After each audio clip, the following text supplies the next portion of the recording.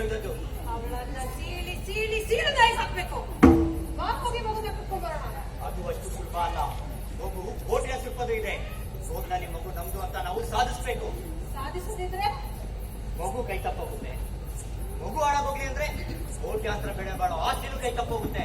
ಮಗು ನಮ್ದು ಅಂತ ಕೋಟೆ ಹೇಗಾದ್ರೂ ಸಾಧಿಸಲೇಬೇಕು. ನ್ಯಾಯಾಧೀಶ ಹೇಗೆ ಕೈ ಕೆರ್ತೋದವನು ಅಂತ ಜನ ಹೇಳ್ತಾರೆ.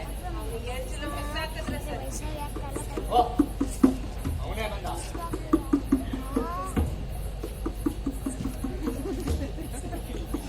ಕಚ್ಚಡ ಬಿದ್ದು ಪವಿತ್ರ ಆದೇನ. ಕೂಸು ನಮ್ದು ಅಂತ ಜಗತ್ತಿಗೆ ಗೊತ್ತಿದೆ. ಅದು ನಿಮಗೂ ಗೊತ್ತಾದ್ರೆ ಸಾಕು.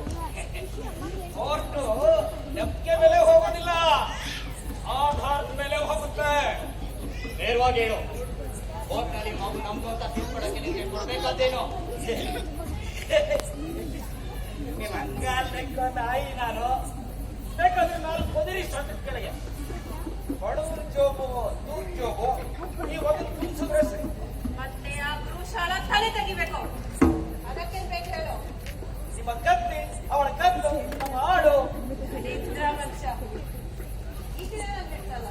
ಅವ್ರ ರೀತಿ ಕಟ್ಕೊಂಡು ನಮ್ಗೇನಾಗ್ಬೇಕಾಗಿದೆ? ನಮ್ಮ ಮಗು ನಮ್ಗೆ ಸಿಕ್ಕಿದ್ರೆ ಸಾಕು. ಹಾ,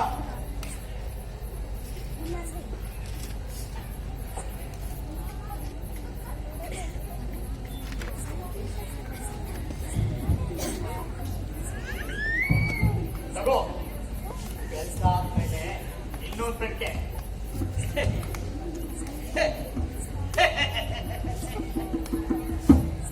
ಎಣಪಾಳ